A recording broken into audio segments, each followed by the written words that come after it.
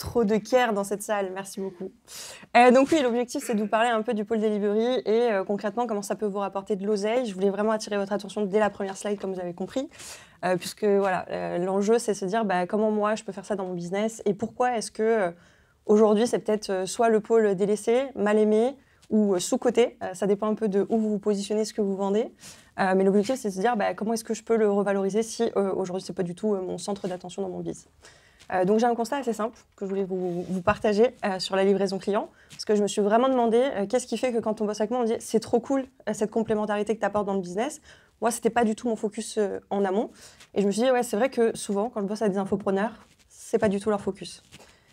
Du coup, moi, j'ai voulu vous partager un peu ma vision du business en ligne. Pour moi, le business en ligne, c'est vraiment deux machines. Vous avez la machine acquisition et la machine livraison. La machine acquisition, dedans, j'ai mis évidemment marketing, vente, et donc les profils media buyer, copywriter, closer. La machine livraison, j'y mets souvent le produit, les clients, et souvent numériquement, c'est votre plus grosse équipe, parce que plus vous allez avoir de clients, plus forcément, proportionnellement, vous allez avoir des gens pour accompagner ces clients, que ce soit un SAV, des coachs, peu importe le format de votre business. Et bien souvent sur le marché, ce qui se passe, c'est que ces deux machines qui sont pensées séparément, ces deux électrons libres qui avancent, qui font tourner le business en fait, mais qui avancent parallèlement, qui communiquent très très peu, et qui se complètent aussi très très peu. Or pour moi, ma vraie conviction, c'est que l'un est le poumon droit et l'autre est le poumon gauche du business. Et en fait, les deux peuvent s'apporter beaucoup. Et pourquoi est-ce qu'on est focalisé vraiment sur l'acquisition? C'est parce que au début, on a besoin de tester l'offre, on a besoin de faire rentrer le cash, et on est tous convaincus de se dire que l'argent, c'est l'oxygène du business. Et jusque-là, il n'y a pas de débat. Donc forcément, c'est ce qu'on va faire, et c'est comme ça qu'on va commencer à lancer l'entreprise, et ce qui fait qu'en fait, tous nos clients ont une valeur transactionnelle. On se dit, c'est un panier moyen, ou c'est un prix, et forcément, je vais atteindre tant de CA, donc je veux tant de clients parce qu'ils me rapportent tant. À l'inverse, en face, c'est une autre vision, puisqu'on va avoir la valeur relationnelle. Combien de fois je vais pouvoir garder ce client et le maintenir dans mon business? Et souvent, c'est délaissé parce que forcément, ça demande beaucoup plus d'implication, beaucoup plus d'énergie et beaucoup plus d'excellence pour pouvoir garder quelqu'un plus longtemps. Et donc, forcément, on se dit, ça va être plus facile peut-être d'aller en chercher des nouveaux que d'en pérenniser un sur le long terme, ce qui n'est pas forcément le cas. Et ça va être tout l'enjeu de cette presse de vous montrer qu'en fait, non, vous pouvez capitaliser vos efforts. Du coup, même si on sait que forcément c'est super important justement d'aller humaniser la relation, parce que statistiquement c'est prouvé, la plupart des gens affirment qu'en fait ils sont autant, on va dire, focus sur l'expérience client que le produit lui-même. Malheureusement, en fait, on n'y met pas forcément les efforts nécessaires. Et quand je parle d'expérience client, je parle vraiment d'humanisation de ce qu'on vend. C'est pas forcément le petit cadeau bullshit ou souhaiter le bon anniversaire au client. Ça va bien dans son ensemble par rapport à toutes vos valeurs et tout le parcours client que vous allez mettre en place. Et ça, je l'ai constaté aussi parce que ça nous amène à vraiment scinder en deux le pôle delivery, qui va être le micro-delivery et le macro-delivery. Parce qu'en fait, finalement, au lieu de tout scinder en deux, nous, ce qu'on va faire, c'est qu'on va vraiment se focaliser, quand on est plutôt un profil acquisition, sur le micro-delivery, c'est-à-dire on va vraiment se focaliser sur la transformation, la résolution du problème, c'est-à-dire vraiment ce qu'on va apporter au travers de ce qu'on vend, plutôt que le macro-delivery qui va être l'humanisation de ce qu'on vend. Et ça, c'est normal parce que si on est marketeur, en fait, ça revient à la promesse de vente. Donc forcément, naturellement, c'est ce qu'on va le plus nourrir dans le delivery. Et on pense faire un bon delivery parce qu'on adresse ça, mais en fait, on oublie aussi l'autre partie qui fera qu'on a un bon delivery si on met les deux côte à côte. Et donc, je m'en suis aperçue en bossant avec Do. Do, c'est un client à moi. Et donc, pour vous donner un petit peu le schéma, un petit peu dans la qualité, mapper son business, Dorian, c'était un coach business. Et en fait, lui, ce qu'il fait, c'est qu'il vend un accompagnement de 3 à 6 mois. Donc 3 mois, c'est vous êtes solo, vous n'avez pas d'accompagnement individuel et vous faites vraiment toute la formation. Et 6 mois, vous pouvez avoir les one-to-one en plus. Et en fait, ce qui se passe dans le programme de Do, c'est que toutes les semaines, on peut venir et chaque jour, on a un expert. Donc l'expert ads, l'expert copywriter, et en fonction de où on se trouve dans notre tunnel de vente, puisque lui, ce qu'il vend, c'est sortir de la création de contenu et de la prospection organique pour passer par le tunnel de vente et être rentable le plus rapidement possible dans son activité de thérapeute ou de coach. Donc lui, c'est ce qu'il fait. Et donc, du coup, en fait, tous les jours, en fonction d'où on se trouve là-dedans, on se dit, OK, moi, je suis sur le script de ma VSL, je vais venir au live copywriting, je suis en train de lancer mes pubs, je viens au live Facebook Ads. Et donc, quand je suis arrivée, on a un petit peu fait l'état des lieux, et on s'est dit, OK, comment ça se passe, et c'est quoi les retours des clients? Et son NPS était plutôt bon. Il avait 60% de NPS, donc plutôt quali. Et donc, il dit, trop cool, pendant que tu bosses là-dessus, moi, je vais commencer à développer mes add-ons. Parce qu'en fait, toutes mes clientes, à chaque fois, elles galèrent sur la même chose. Le montage de la VSL, franchement, ça convertit pas parce que c'est pourri, c'est mal fait, donc je pourrais les aider là-dessus. Pareil, pour le tunnel de vente, avec le mécanisme unique et tout ça, la page de vente, je peux faire un peu une marque blanche GHL, je leur propose, et comme ça, en fait, clé en main, elles ont le truc pour pas très cher. Et pareil pour la pub, on peut les optimiser et les aider à gérer leur campagne, etc. Sauf que résultat des courses, au bout de 3 mois, elle me dit, je comprends, ça marche pas. On fait que 2% de rétention et encore. Pourtant, ça fait des mois qu'on m'adresse ces douleurs-là. Et ça fait des mois que je me dis c'est la bonne solution en face. Et je dis ok, vas-y, viens, on pose le truc. On a posé le truc. Et en fait, je lui ai dit, en fait, je pense savoir d'où ça vient. Ça vient du fait que toi, tu as pensé à ton client comme une valeur transactionnelle et pas relationnelle. En fait, dans son programme, ce qui se passait, c'est que tous les jours, tu peux venir avec un interlocuteur différent. Sauf que ce coach, tu vois en collectif. Donc déjà, tu n'as pas d'atome crochu. Si tu n'as pas pris l'individuel, tu ne connectes pas avec cette personne, tu ne sais pas vraiment qui elle est. Donc tu viens, tu prends ton truc. Et encore, si tu as le temps de poser ta question et si le coach est dispo. Derrière, en fait, tu te retrouves avec un CCM qui est débordé. Temps de réponse, 72 heures. Et en plus, quand tu me réponds, je dis « Ouais, on peut t'aider à faire ça, ça coûte 500 balles. » Ok, mais moi, au départ, tu m'as vendu le fait que je pouvais le faire tout seul et tu m'as vendu des modules. Et tu vas voir ici, donc en fait, ça me montre un petit peu que finalement, est-ce qu'on peut vraiment le faire tout seul? Ça me renvoie un peu un red flag sur l'achat que j'ai fait. Et au final, en fait, ils se retrouvent avec un truc où ils s'adressaient après aux founders, et les founders mettaient une semaine à répondre pour leur dire la même chose. Tu peux payer en plus pour. Et en plus, ça s'adresse uniquement aux gens qui n'avaient pas de budget au départ, parce que forcément, c'est ceux qui ont pris le 3 mois souvent qui galèrent le plus, pas ceux qui avaient l'accompagnement individuel, donc ceux qui avaient le moins d'argent pour pouvoir investir dans son add-on. Et donc, foncièrement, en fait, comme il n'avait pas du tout capitalisé sur son relationnel, le transactionnel, ça ne marchait pas du tout, il me dit, en fait, la rétention, ça ne marche pas. Alors, ça marche pas, oui, peut-être pas vraiment en fait. Tu peux aller travailler beaucoup plus de choses en amont. Et donc, du coup, mon conseil est simple, c'est comment est-ce qu'on switch un peu ce mindset-là, puisqu'on a tous, plus ou moins, souvent au démarrage, cette valeur transactionnelle dans notre tête et pas relationnelle. Et donc, ça va être l'objectif de la presse, c'est de vous donner un peu ce plan en 2 étapes et comment moi je fais pour aller adresser ce macro dans les business et aller humaniser ce que vous mettez déjà en place. Donc, première étape, ça va être, on va pas réinventer la roue, ça va être le parcours client et aller l'identifier et le passer au peigne fin. Et pourquoi le parcours client, pour moi, c'est vraiment la chose à revoir? Tout simplement parce que vous êtes tous sur quasiment le marché du make money et on est de plus en plus nombreux à faire quasiment la même chose. C'est juste qu'on n'adresse pas les mêmes personnes et on n'a pas le même positionnement. Mais par contre, on a plus ou moins des offres similaires, etc. Et ça peut être un vrai axe de différenciation par rapport aux autres personnes qui font la même chose que nous. Et ça, en fait, moi, pour le faire, j'ai une approche assez simple. Je vais dissocier en 2 le parcours client. Donc le front office et le back office. Le front office, pour moi, c'est vraiment le parcours client direct, c'est la vision idéale que vous avez. C'est-à-dire, j'arrive, je te connais, tu as une solution à mon problème, peu importe ce que tu vends, je vais acheter chez toi, tu me délivres le truc, le produit est dans ma boîte aux lettres ou j'ai accès directement au produit digital, et c'est fait. Dans 95% des cas, ça ne se passe jamais comme ça. Il y a toujours un follow-up, quelque chose qui va se passer qui fait qu'il n'y aura jamais ce parcours idéal. Et le back-office, c'est tout le parcours que toi, tu vas mettre en place en disant c'est quoi les différents parcours possibles et quelles sont les différentes options que je peux avoir, que je peux standardiser au cas où la personne, elle ne revient pas, elle me ghost, elle fait ci, elle fait ça. Et pareil sur une fois qu'elle a acheté. Quels sont les différents cas de figure qu'elle va avoir dans ce parcours-là. Et en fait, souvent, au début, on a un parcours client vraiment simple, qui est le front office, et on capitalise toujours dessus, pensant qu'on veut toujours l'atteindre le plus, alors qu'en fait, la vraie force du truc, c'est le back-office, de savoir qu'est-ce qu'on va mettre quand, quoi, comment, pour tous les cas particuliers qu'on a, parce que plus on va scaler, plus on aura de cas particuliers, et moins, en fait, on aura cette vision idéale, et on va s'éloigner finalement de ce front office qu'on avait imaginé au lancement. Donc ça, je vais rentrer un peu plus dans le concret, parce que l'objectif, c'est de vous dire qu'est-ce que j'entends par front office, back office, comment moi je le map, et du coup, c'est quoi un peu les étapes clés de ces parcours clients. Donc moi, le parcours client, je voulais vraiment schématiser au maximum, parce que je voulais pas rentrer dans un truc trop indigeste, surtout qu'on a déjà bien mangé, on est en pleine digestion, donc ça, je le savais aussi. L'objectif de ce parcours client, c'est d'aller voir vraiment 3 phases, onboarding, suivi, offboarding. Parce que pour moi, c'est vraiment les 3 étapes clés d'un parcours client. Et du coup, sur la partie back-office, ce qui va être important dans l'onboarding, c'est d'aller regarder un peu cet effet love at first sight. Vous avez vraiment cet effet coup de foudre. Moi, j'ai une problématique, je viens chez toi, tu as ma solution, je ne vois plus que toi. C'est pour ça que je veux acheter chez toi. Et du coup, c'est comment est-ce que tu vas garder cet effet-là? Et du coup, qui est-ce que tu vas mettre en face qui va, du coup, être garant de toi pour faire en sorte que tu gardes le crush? Parce que bien sûr, comme toute relation, ça s'entretient. C'est pas acquis, c'est pas parce que tu me fais confiance et que tu achètes chez moi que forcément ça va rester. Et là-dessus, l'étape la plus importante de l'onboarding, c'est tout ce qui va être intégration CRM et systématisation derrière. Parce que plus tôt tu le fais, après, c'est pas un effet domino, quoi. C'est pas galvaudé dès le départ et donc forcément, ça va se répercuter sur tout le parcours derrière. Donc ça, c'est vraiment l'enjeu primordial de l'onboarding. Et la problématique qu'on a le plus souvent quand on travaille l'onboarding, en tout cas moi c'est mon cas, c'est que la plupart des gens me disent « Oui, mais moi j'ai pas vendu de l'individuel, donc je vois pas pourquoi je ferais un truc sur mesure. » Et en fait, la réalité terrain, c'est que certes tu vends pas de l'individuel, mais tu peux personnaliser même sans vendre de l'individuel. Et tu peux donner cette sensation de faire l'individuel sans en vendre. Et ça, c'est vraiment la clé de l'onboarding, c'est donner vraiment cette sensation à quelqu'un de « Je m'adresse à toi et rien que pour toi », alors que dans le fond, en fait, des toi, j'en ai plein dans mon panel de clients qui te ressemblent. Et en fait, j'ai une typologie de profil et je sais exactement comment je vais leur adresser cet effet-là en fonction de qui ils sont. Ensuite, sur la partie suivi, nous, ce qui nous intéresse côté back-office, c'est toutes les milestones que j'ai sur ce que je t'ai vendu et dans le temps où je te l'ai vendu.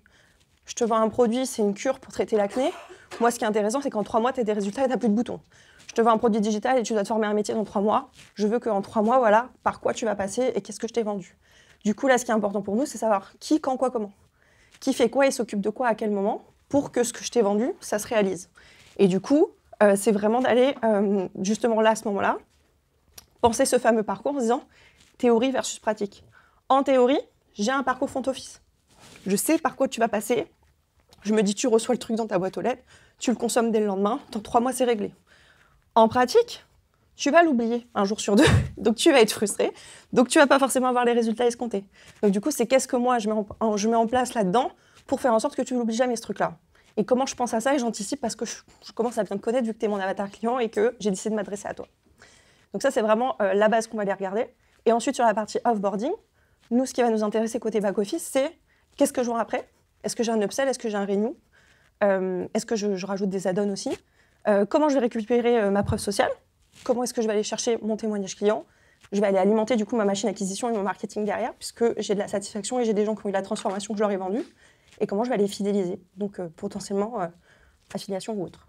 Et là, ce qui est souvent là où le bas blesse, c'est que l'offboarding, c'est vraiment tout part en queue de poisson à la fin. On délaisse totalement cette partie-là.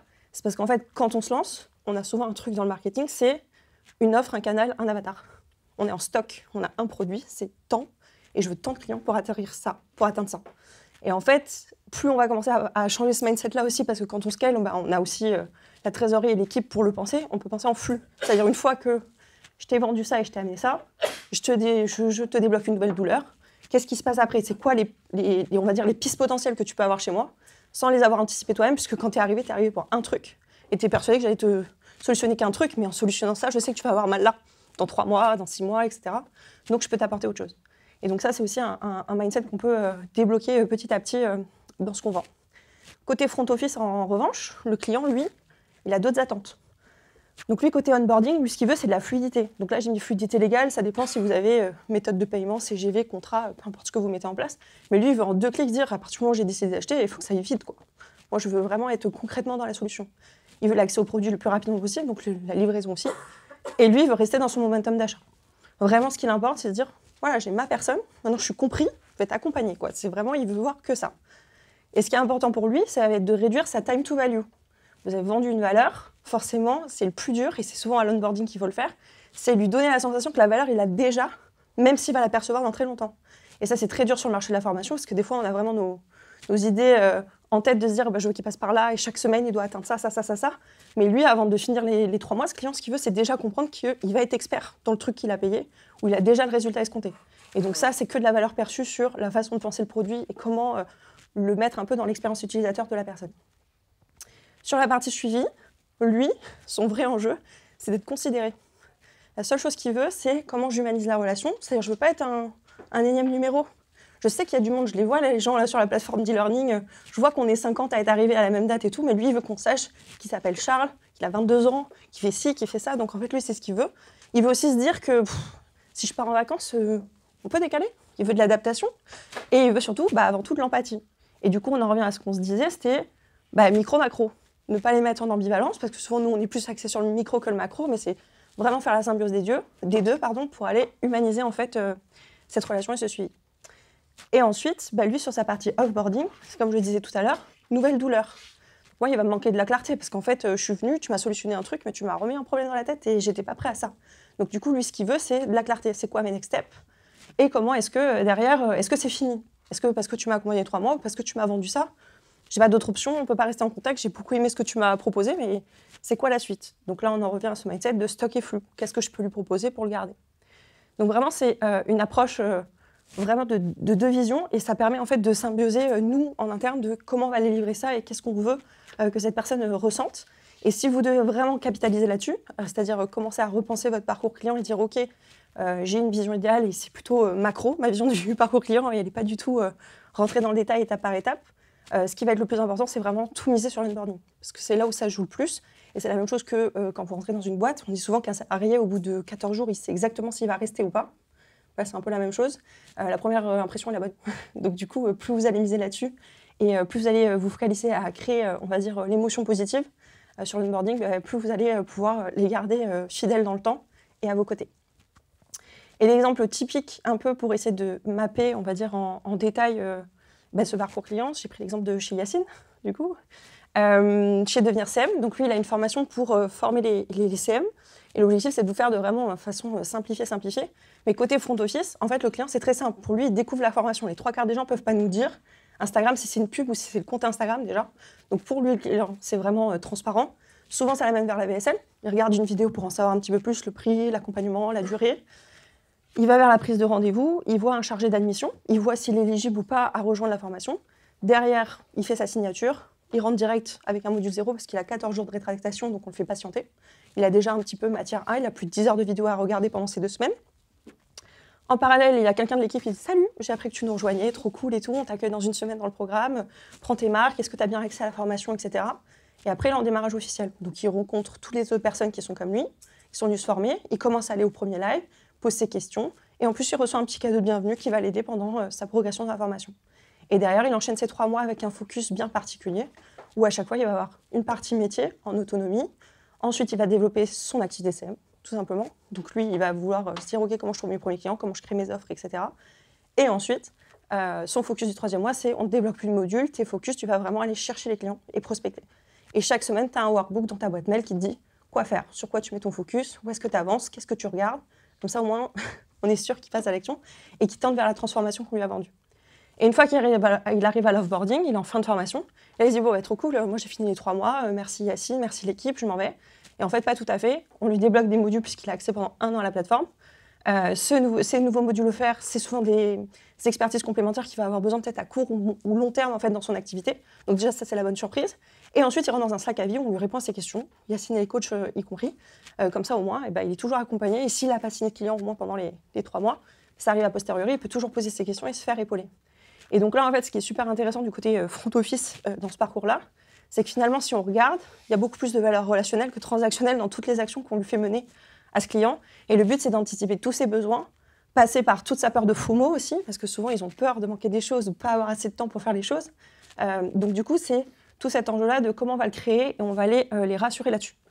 Donc ça, c'est vraiment sur leur partie à eux.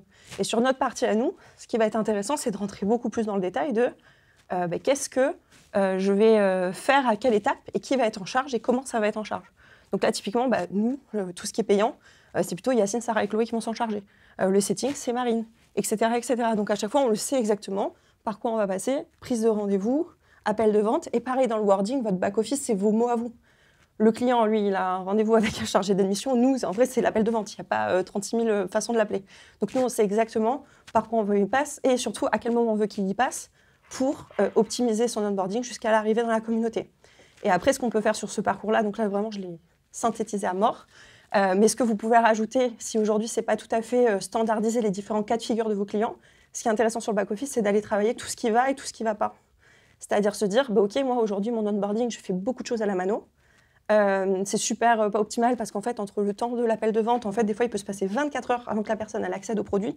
Bon, ça, c'est mon warning. Je vais aller travailler ça en premier parce que je veux level up.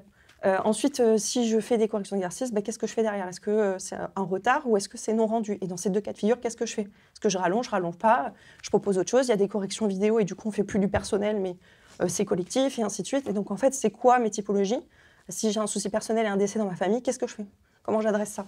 Et ainsi de suite. Et en fait, à chaque fois, on peut avoir autant de typologies, de cas de figure, en fonction de tous les retours d'expérience qu'on a déjà eu de nos clients, en fait.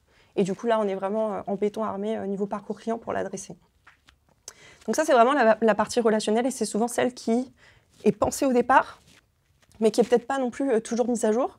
Et la partie back-office, j'ai envie de dire, limite, tous les mois, on peut la mettre à jour. Parce que tous les mois, on a des cas particuliers, tous les mois, on a des choses qu'on peut implémenter et qu'on peut améliorer en fait, dans ce parcours client pour faire en sorte qu'on le livre encore mieux que le mois d'avant, mais toujours moins bien que le mois d'après. Ce qui nous amène à la rétention. Parce qu'une fois qu'on a en effet vraiment solidifié toute cette partie relationnelle, on peut à nouveau repenser transactionnel. Et c'est ce qu'on a vu dans l'histoire de Do au départ, c'est qu'en fait, parce qu'il a négligé son relationnel, sa rétention n'était pas bonne derrière, forcément, il ne gagnait pas plus d'argent en investissant beaucoup dans son care ou en essayant de l'adresser, en fait, c'est parce qu'il n'investissait pas assez ou il n'y mettait pas assez d'énergie. La rétention, ce qui est intéressant, c'est de se penser à dire qu'est-ce qu'on met sous le tapis. Et souvent, elle peut ne pas marcher.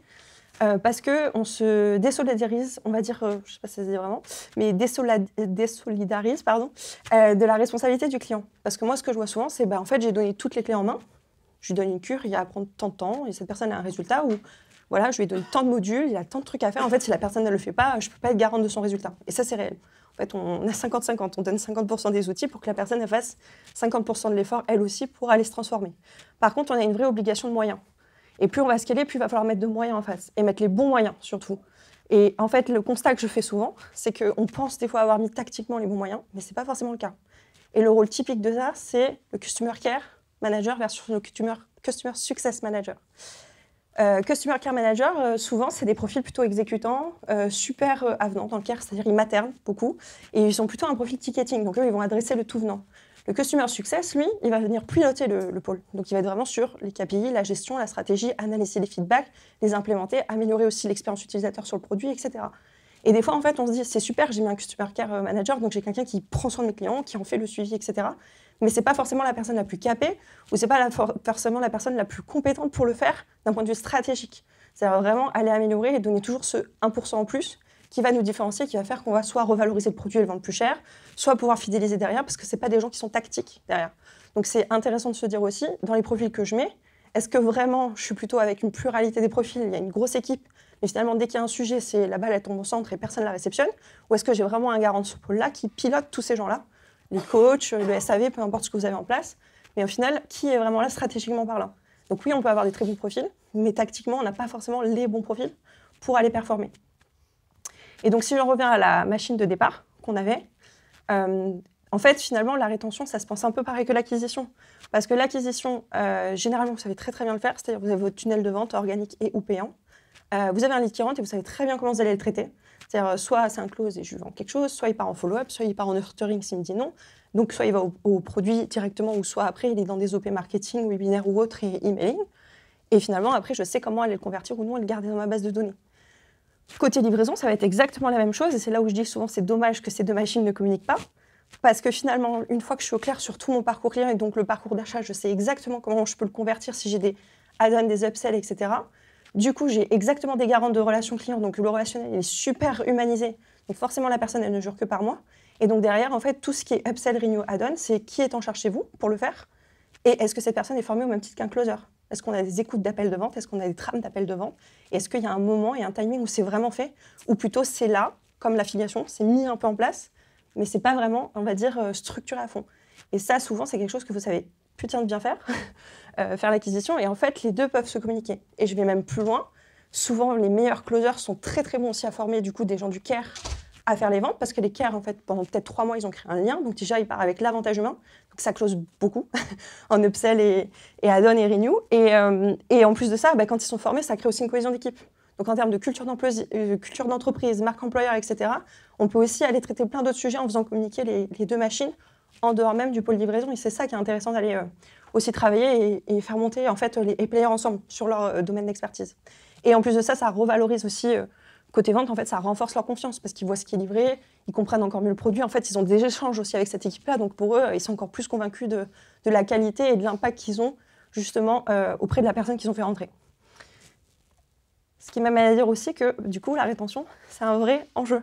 Parce que forcément, statistiquement, on le voit, un taux de rétention client amélioré de 5% peut générer une augmentation des profits de 25 à 95%. Et vous êtes beaucoup à investir des milliers d'euros dans les publicités. Donc clairement, votre coût par lead, il peut être drastiquement baissé parce que vous mettez de l'investissement et de l'énergie sur ce pôle-là et parce que vous allez tactiquement essayer d'aller le développer et l'amener justement à être vraiment structuré et incisif en fait, avec les bonnes personnes au bon endroit. Et j'ai un exemple assez concret de ça parce que du coup, j'ai un client en cours avec lequel je travaille qui sont Sam et Céline. Et Sam et Céline, en fait, c'est les fondateurs d'un mastermind d'OBM qui s'appelle OBM Squad. Donc ils ont lancé l'accompagnement il y a 1 an.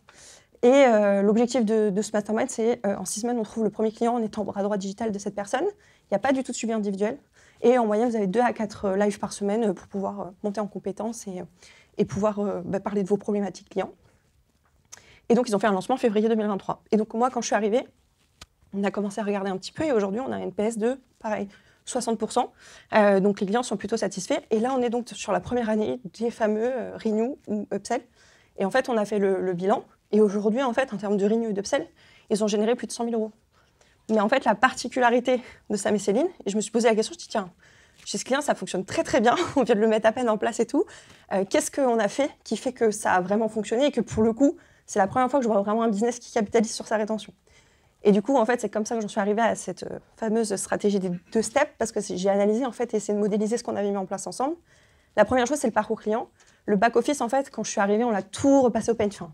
Ils avaient plus une version front office, t'arrives dans le squad, il se passe ça sur School, tu fais ci, nanana. En réalité, puisqu'il est, moins il y avait de gens qui se retrouvaient dans ce parcours-là. Donc on a évangélisé ce parcours-là. Et surtout, on est passé d'un nouveau mindset qui était mieux vaut fait que parfait, c'est normal. Ils ont lancé, ils ont eu des clients, ils ont créé le produit en même temps. Et voilà, ils ont testé l'offre de cette façon-là la première année. Alors que maintenant, ils veulent être leaders du marché. Donc là, on a tout passé au peigne fin aussi en termes de détails, d'accompagnement, de soucis, de la moindre chose pour se dire, OK, là, c'est plus mieux vaut fait que parfait. Plus on va scaler, plus il faut que ça soit parfait, en fait. Donc déjà, on a fait ça pour pouvoir augmenter la valeur perçue chez le client. Ensuite, ils ont nommé un garant du client success. Donc là, en l'occurrence, moi, j'étais une ancienne cliente. Je suis passée dans l'équipe, donc c'est moi qui m'en occupe. Mais du coup, j'ai été identifiée comme CSM et j'ai pris le relais. Et on a pris aussi beaucoup de temps à le faire parce que la force de ce programme-là, c'était les founders. C'était un couple, ils étaient ultra complémentaires dans leur animation de live et autres. Et donc, du coup, en fait, ils étaient clairement identifiés. Donc, nous, le travail qu'on a fait sur 6 mois, c'est comment moi, on me passe en mentor dans le truc. Donc, tout le temps que ça demande de partager la vision, animer les lives, répondre à la communauté, etc. Et 6 mois après, en fait, je suis identifiée comme vraiment la personne de l'équipe au même titre que d'eux. Et donc ça nous a demandé un certain temps. Mais aujourd'hui, c'est capitalisé à mort parce qu'eux, ils sont limite sortis totalement de leur delivery. Ils savent que quand il y a des litiges ou voilà, des points particuliers, mais ils ne s'occupent plus du tout de leurs clients. Et ensuite, du coup, là, ça nous a permis de vraiment aller voir la partie rétention et se dire, OK, là, on a créé un upsell. Parce qu'au départ, on s'était dit, à la suite de ce programme-là, une fois qu'ils ont leurs clients et qu'ils ont 5K par mois, c'est bon, ça va tourner. En fait, pas du tout. Les 3 quarts, ils ont l'ambition d'aller aux 10K ou aux 50K. Donc là, on a créé un nouveau programme qu'on n'avait pas pensé faire pour dire, OK, comment les accompagner à faire ça dans leur activité d'OBM, puisque c'est de la prestat de service et sont limités par leur temps. Donc ça, c'est ce qu'on a fait. Et en fait, on s'est dit, on a pensé en flux, on s'est dit, mais la suite de ça, ce sera quoi? Et là, on se dit, ce sera un vrai mastermind, parce qu'ils auront un mindset d'entrepreneur pour vraiment contribuer en termes de cerveau co. Et donc, en fait, au départ, quand je suis arrivée, on était en mode stock, on avait un produit phare, on accompagnait les gens, ils pouvaient renew en fonction s'ils avaient atteint ou pas leurs objectifs financiers. Et là, on s'est aperçu en fait que le client était revenu vers nous avec d'autres problématiques. Et là, on a vraiment commencé à potasser des nouveaux produits et les créer ensemble. Et du coup, le système de renew, après, il était implémenté. Mais au final, on a limite 3 ou 4 parcours différents qui se sont dessinés grâce aux clients. Et moi, du coup, je me suis fait former pour faire ces appels-là et pour aller justement convertir. Et c'était toute la vision de Sam aussi. Lui, il faisait beaucoup les appels de vente. Il m'a dit, OK, je vais transmettre les valeurs de ce qu'on fait en appel de vente et tout en temps normal quand les gens rentrent dans le programme pour que ça soit raccord. Et en fait, aujourd'hui, ça tourne tout seul et ils font même plus leurs appels de renew et d'upsell. C'est que moi qui gère et en fait, ça convertit. Et en fait, on a 50% de taux de conversion. Parce qu'en fait, les gens, ils sont contents. Ils veulent aller à la step d'après, on sait les accompagner. Ils veulent rester, on sait les accompagner. Donc, peu importe la typologie, on sait répondre à leurs besoins. Donc, si je dois résumer, grosso modo, si on doit retenir ça et si ça vous parle et si vous avez envie de travailler, on va dire, un peu ce parcours client, l'objectif pour vous, c'est votre focus 1, c'est se dire, OK, où est-ce que je place mon attention naturellement sur le delivery? Est-ce que je suis plutôt transactionnel ou relationnel? Et qui, chez moi, peut-être pourrait être un peu plus relationnel pour m'aider à en faire une vraie force et à aller le muscler? Dans mon parcours client à moi, est-ce que le back-office et le front-office, c'est assez clair? Je l'ai clairement identifié, j'ai mis toutes les possibilités possibles. Est-ce que je reviens dessus régulièrement? Et si c'est clairement défini, du coup, est-ce que c'est transmis? Parce que des fois, on n'a pas toujours des garants à chaque étape. Donc ça peut être la partie la plus importante à aller regarder. Et en plus, le focus numéro 3, ce sera où vous vous situez dans votre rétention. Est-ce qu'aujourd'hui, elle est fictive ou pas? Est-ce que ça marche vraiment ou pas? Est-ce que vous avez capitalisé dessus ou pas? Et je finirai par une de mes convictions les plus personnelles, mais c'est que finalement, votre marketing, c'est vos meilleurs clients. Voilà, merci.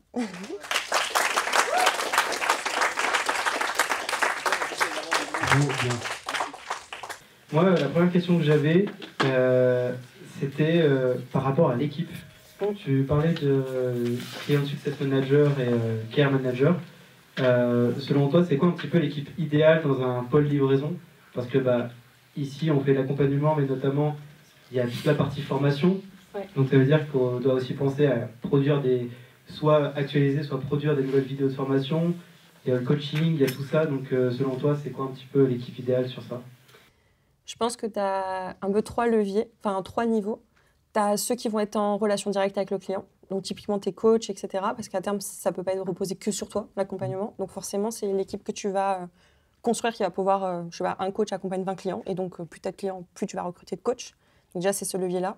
Après, tu as le levier intermédiaire. C'est celui qui est le lien entre toi et les coachs. Donc souvent, là, c'est le Customer Care ou Customer Success, ça dépend de la casquette qu'il a. Mais du coup, c'est la personne qui va vraiment répondre aux clients en direct tous les jours, dans un délai qualitatif et qui a la vision aussi, et qui connaît parfaitement le produit. Enfin voilà, il peut limite être coach. C'est juste que son attitude est différente, il va être plus consultant que coach. Parce que souvent, les gens, quand ils reposent des questions par écrit, ils ont des doutes, etc. Donc, c'est vraiment quelqu'un qui va venir faire en sorte qu'on n'est pas dans « je vais te questionner, machin, je vais vraiment répondre à ta question pour que tu avances et que tu ailles dans la transformation ». Donc, il a vraiment une autre posture qui est très complémentaire au coach. Et à ce moment-là, soit tu as ce profil-là, il est aussi CSM, et à ce moment-là, il est sur la stratégie, soit c'est pas vraiment le cas, et du coup, tu peux mettre un CSM au-dessus qui va vraiment piloter tous ces gens-là. Parce que la réalité aussi de ces gens-là, c'est que souvent, ils sont pas forcément très bien managés, il n'y a pas forcément de suivi. Autant sur le closing, tu vas faire des écoutes d'appel, de vente, tu vas faire monter en compétences, tu vas regarder leur performance. Autant les coachs, c'est pas forcément le cas. Souvent, ils sont un peu délaissés, on les laisse animer des lives comme ça, les one-to-one comme ça. Une fois qu'on les a un peu formés, on les laisse en roue libre, et c'est ça où en fait le CSM il peut être ton garant. C'est parce que lui il sait exactement où tu vas, ce que tu fais, etc. Et donc lui il peut faire toute la partie RH, tout le management, et en plus prendre les feedbacks des clients, les analyser et te dire ok, la reco c'est ça, ce module-là on comprend rien, est-ce que tu peux le retourner? Et du coup en fait soit après c'est sur le produit, c'est toi qui à nouveau investi, tu veux garder le lead et après tu te mets tes mises à jour produits, ou soit après comme tes coachs ils deviennent aussi à part entière finalement de l'accompagnement, ils peuvent aussi prendre le relais là-dessus et finalement tu peux totalement sortir de ton delivery. Parce que c'est copiloté en fait avec quelqu'un tu vois qui va être un peu tes yeux et tes oreilles et ton garant qualité du truc quoi. Donc ouais, je te dirais qu'il y a un peu 3 niveaux, sachant que les 2 derniers niveaux ça peut être la même personne en fonction de comment elle est capée. Ok, merci. J'ai une question. Tout à l'heure on parlait des 50-50 entre justement le produit et le care. Si tu devais donner 3 points pour des agences de service là comme ça, donc par exemple la mienne, pour justement, alors sans envoyer un DM par jour à tous les clients, s'il te plaît, sauf ça, qu'est-ce que tu te donnerais comme 3 points clés, 3 conseils pour justement s'améliorer sur une agence de service, prestation de service? Je te dirais déjà d'avoir un reporting clair sur ce que tu as vendu et les résultats que vous obtenez. Est-ce qu'il y a quelqu'un qui est garant du suivi des résultats qu'on obtient, c'est-à-dire les KPI purs et durs? Ou si tu es sur de la construction de projet, c'est-à-dire... Rapport hebdo, des KPI. Ouais, exactement, d'avoir quelqu'un. En fait, je trouve que sur le modèle un peu plus agence comme ça, ce qui est intéressant, c'est d'aller calquer ce que font les startups sur les account managers. En fait, qui, chez toi, est en charge de ces clients-là? Et par exemple, je te dis une connerie, mais si tu bosses avec des secteurs infopreneurs, food et tech, peut-être que tu as 3 account managers et chacun a son domaine d'expertise et va faire le suivi de chacun de ses clients et s'assurer aussi que si, par exemple, c'est pas toi qui fais la relation du client, et tu as quelqu'un qui le fait, c'est est-ce que ça se passe bien dans la relation du client? Est-ce que les points se passent bien? Est-ce que ce qui est dit en point, c'est formalisé quelque part? Est-ce que c'est réalisé? Tu vois, moi, j'irais déjà tabler ça pour créer vraiment une relation client béton et faire en sorte qu'après, ils n'ont plus envie de se passer de moi parce qu'on est tellement petits soins, on sait exactement où est-ce qu'ils en sont. Et en plus, il y a tellement une fluidité, une facilité de se dire « Putain, j'ai l'info, en fait, je sais exactement où j'ai investi mon argent et les résultats qui s'obtiennent pour moi. » Donc, il y a un confort, en fait, pour le client. Moi, j'irais tabler ça. Et après, sur la relation plus long terme, c'est toujours arrivé, si toi, tu as délégué cette partie-là, quand même garder un lien avec ces gens-là. Donc, c'est arrivé trimestriellement, annuellement ou un event. Se dire, OK, qu'est-ce que je peux leur apporter en plus en valeur? Est-ce que j'ai autre chose à leur vendre? Parce qu'en fait, cette année, une fois que j'ai passé ce palier-là avec eux, en fait, je leur ai débloqué ça comme problématique, donc je vais pouvoir présenter un truc, les aider, etc. Mais j'irai plus tabler ça, en fait. C'est vraiment avoir des personnes garantes, du suivi du dossier, pour être sûr qu'ils soient contents. Mettre en place un système de communication interne pour le suivi du projet sans que ça soit un peu asynchrone, en fait, tu vois. Sans que ça soit un truc où le client est dans la frustration de ne pas savoir et toi, toujours la tête dans le guidon, à ne pas savoir le communiquer. Donc, arriver à systématiser ça. Et 3e pilier, vraiment humaniser, mais sur le long terme, et juste avoir peut-être des points d'action assez incisifs quoi, pour les garder. Voilà. Merci. Comment tu fais quand tu as des clients qui traînent des pieds, par exemple, et qui n'ont jamais les résultats pendant toute la durée de l'accompagnement? Ça va dépendre du type de client. En fait, moi, la façon dont je systématise le pôle livraison grâce au CRM, etc., c'est qu'en fait, même si tu ne viens pas et que tu ne réponds pas, tu vas avoir des messages de moi toutes les 2 à 3 semaines minimum. Donc en fait, j'ai un système pour les CCM ou pour les CSM qui est vraiment super bien ficelé là-dessus. Donc soit tu as le niveau fantôme, c'est-à-dire le gars ou la nana, il n'est jamais venu. En fait, il est venu, il a eu le syndrome de l'objet brillant, il ne se connectera jamais. Et là, tu peux pas faire grand-chose si ce n'est garder le lien et se dire à la fin, il ne peut pas dire remboursez-moi, en fait, j'ai pas fait le truc. Ouais, mais nous, on a fait le taf, on t'a accompagné, on t'a demandé des nouvelles, tu nous as laissé en vue. Donc en fait, c'est ta responsabilité et tu as accès tant de temps, donc tu n'as qu'à rattraper. Moyen, quoi. Ouais, exactement. Donc du coup, soit tu as ce niveau-là, ou soit tu as le niveau de celui ou celle qui a commencé. En fait, il lâche un peu en cours de route. Et là, c'est là où je dis que le care, c'est super important. Ça va être que du mindset.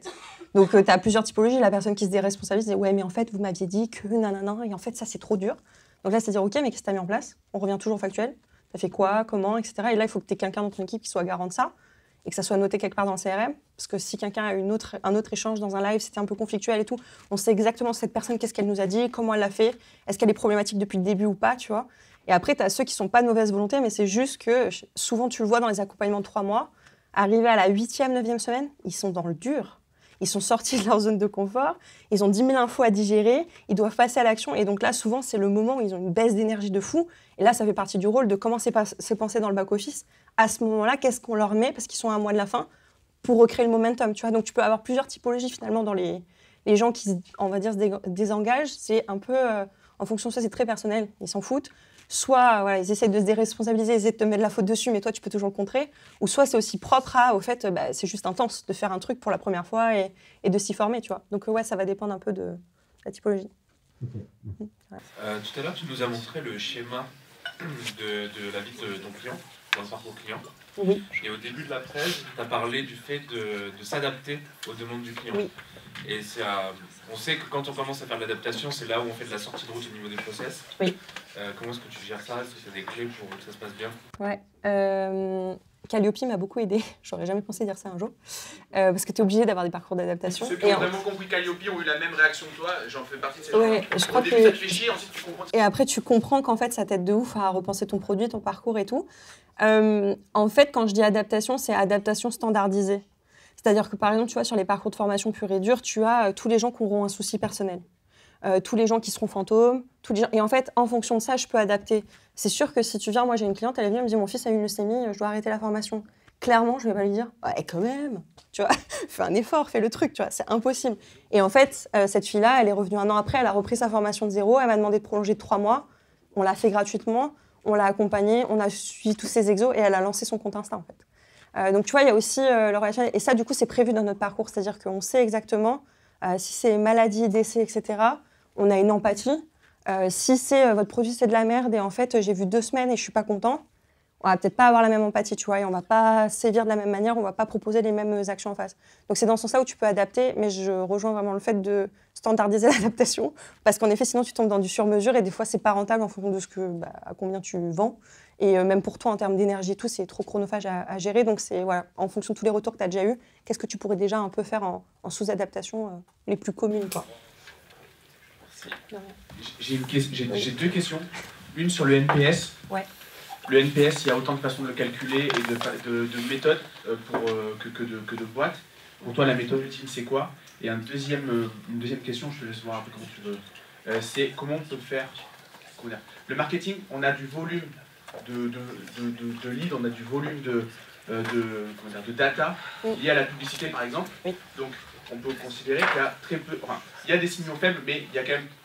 La majorité du temps, on a des moyennes assez... Il y a des deltas assez importants dans les moyennes pour que ce soit des trucs, des vrais signaux. Dans la livraison, on a forcément moins de clients que de prospects, hein, logiquement. Et donc, comment on fait pour ne pas tomber dans des faux signaux? Qu'est-ce que tu appelles par exemple un faux signal? Un faux signal, ça pourrait être croire qu'il y a un problème alors que c'est pas vraiment un problème, c'est un cas spécifique. Ok. Alors pour le NPS, mon équation que j'utilise le plus, donc c'est pas la moyenne sur 10, souvent on leur dit sur 10 à combien tu recommanderais le programme, la prestation de service, le produit, ils mettent une note, et en fait tu as 3 leviers. Tu as toutes les personnes qui mettent de 0 à 6 sur 10, ce qu'on appelle les détracteurs, c'est des gens qui sont moyennement contents de ce que tu as fourni, s'attendaient à mieux. Tous ceux qui te mettent 7 ou 8 sur 10, c'est les passifs. Donc, c'est des gens qui sont contents, mais en même temps, ils sont payés pour ça, donc sans plus. Et tu as les ambassadeurs, tous ceux qui mettent 9 et 10 sur 10, ils sont contents, voire même tu les as peut-être surpris en donnant un truc en plus. Ils sont vraiment convaincus de qui tu es, ce que tu leur as livré. Et du coup, en fait, tu fais la moyenne des gens qui répondent à cette question. Et tu te dis, OK, j'ai combien d'ambassadeurs et j'ai combien de détracteurs. Et en fait, l'équation, c'est ça, c'est ambassadeurs moins détracteurs sur 100. Et ça me fait en fait le pourcentage. Et à NPS, en fait, faut comprendre que... Le NPS, on m'a reproché tout à l'heure qu'il y avait un peu trop de jargon. Le NPS, Net Promoter Score. Et du coup, c'est vraiment ton taux de recommandation. Et du coup, en fait, ton NPS, des fois, il peut être en négatif. Tu peux avoir moins 20%, moins 30%, et là, ça pue du cul. Il faut vraiment travailler le delivery, si c'est ça. Et après, on estime qu'un bon NPS, il commence à 30-40%, et qu'il devient excellent à partir de 40%. Donc aussi, ça, c'est une notion, alors que psychologiquement, souvent on se dit il faut avoir 60, 80. Moi, c'est ce que je vis chez mes clients, mais c'est de l'ordre de l'excellent, quoi. Parce qu'en fait, le NPS, c'est compris comme ça. Donc ça, c'est le calcul. Et après, sur la partie, tu m'as dit signaux. Ouais, les signaux faibles. À quel moment c'est une vérité, à quel moment c'est un cas, une exception? Bah en fait, ça va dépendre de comment tu fais tes questionnaires de satisfaction et comment tu fais le suivi de tes clients. À quel moment, enfin, combien de fois tu vas créer ce point d'ancrage-là et avoir de la data justement pour comparer. Est-ce que c'est que Sandra qui se sent mal dans le programme ou est-ce que j'ai 10 retours qui vont dans ce sens-là? Je donne un exemple. Par exemple, nous, chez Yacine, quand on a commencé les questionnaires de satisfaction, la chose qu'on s'est aperçue, c'est que l'onboarding dans les modules n'était pas assez bon. Les gens, ils manquaient de clarté sur la prise en main des outils, sur par quoi commencer, etc. Donc, en fait, c'est comme ça qu'on en est venu à dire OK, on va créer un module 0 parce que le côté care, on répond trop de fois souvent aux mêmes questions. Et comme là, on fait du lancement, en fait, tous les mois, je réponds 50 fois au même truc. Donc, c'est comment tu évangélises ça. Donc, quand tu vois que c'est récurrent, forcément, c'est un bon signal. Ça veut dire qu'il manque un truc, tu vois, qu'il faut aller l'implémenter. Maintenant, il y a des gens qui m'ont déjà dit... Ah oui, à un moment donné, par exemple, tu vois, on a eu des trucs aussi où on voulait plus de one-to-one, on l'a mis en place, et en fait, j'ai dit à Yacine, on va arrêter de mettre ce truc en place parce qu'il y a moins de 19% des gens qui l'ont pris. Donc, il y a 60% des clients qui le veulent, mais in fine, quand tu le mets en place, ça se fait pas. Donc, tu vois, il y a aussi des actions que tu peux mettre en disant, là, c'est un bon signal, je le mets en place, mais en fait, finalement, ça prend pas plus, et que je l'enlève ou que je le mette, ça changera rien. Donc, il y a ça aussi, il y a du test and learn permanent. Et après, il y a des trucs où c'est vraiment isolé, et c'est la personne qui estime que à la minute 2, il s'est dit ça. Et en fait, là, tu dis, ouais, mais en fait, on n'a jamais eu ce retour-là sur ce module-là, ou il n'y a jamais eu cette incompréhension-là. Donc, on va prendre le temps à cette personne de lui faire un retour en lui disant, comment est-ce qu'on peut t'aider? Viens au live poser ta question. On lui adresse à elle, mais on ne va pas rechanger la roue, tu vois. C'est un peu ça le... Et une dernière question, si je peux. Et après, il le dit. David aussi, peut-être tu voulais? Souvent, il y a un truc dans l'onboarding, on parle de la règle des 48 heures, qui est déjà un premier élément de valeur palpable et tangible dans les 48 heures. J'en parlais l'autre jour avec Jean par rapport à son programme, et j'ai pas su... Je sais le mettre en place dans mes trucs, mais j'ai pas vraiment su le modéliser, l'expliquer. Toi, est-ce que ça, c'est un truc pour toi qui compte et qu'est-ce que ça pourrait être, en gros, un takeaway rapide au bout de 48 heures, déjà un premier succès dans un programme? Par exemple, chez CM ou ailleurs. Ouais. En fait, le truc, c'est viser la quick win direct. Donc, en fait, déjà, il y a la durée de l'accès au produit. Ça, c'est déjà la quick win la plus facile que tu puisses avoir parce que t'achètes, t'as déjà, et limite, t'as pas eu le versement, mais juste le prélèvement est enclenché et le contrat est signé, donc toi, tu sais que tu es backé, en fait, tu as déjà accès au produit, donc c'est gage de confiance, tu peux créer de l'émotionnel positif là-dessus. Et après, je dirais, deuxième chose, c'est est-ce que tu as un passage à l'action très rapide à faire pendant ces 48 heures, ou est-ce que tu as un truc que tu vas donner, mais qui est le truc qui est le plus voulu dans ton programme? Une vision, je sais pas si ton truc, c'est la prospection et tu as un truc unique, peut-être que tu peux donner un sneak peek, un snack content de ce truc-là en disant « Ok, j'ai compris où je vais », tu vois, ça peut être vraiment... en fait, c'est que de la valeur perçue, l'onboarding. Donc, c'est en donner un peu, sans trop en donner, mais qui donne envie de... C'est la première chips qui va te donner envie de manger tout le paquet, quoi. Donc, c'est un peu ça, je pense, qu'il faut aller tabler, là, si... c'est ça, mais après, il faudrait voir aussi... c'est quoi le programme, comment tu le fais de ça? Il faudrait que, si tu veux, on peut en parler, hein, tu me montres le truc et je te dirai peut-être... Parce qu'après, c'est chacun d'entre vous. Des fois, je vais être avec vous et je comprends vos valeurs, où est-ce que vous les amenez. En fait, ça va me créer l'idée créative aussi, que là, je peux pas avoir à chaud parce que je suis pas dans le truc, mais grosso modo, ça va être ça. Ouais. Merci, c'était très intéressant. Pour toi, il y a le service commercial, donc communément closer ou autre. Après, ça passe à un autre service qui est pour toi vraiment un service du care qui fait que ça. Et c'est ce service-là qui doit... qui se charge de l'upsell, ou alors s'il les retransfère après un service commercial.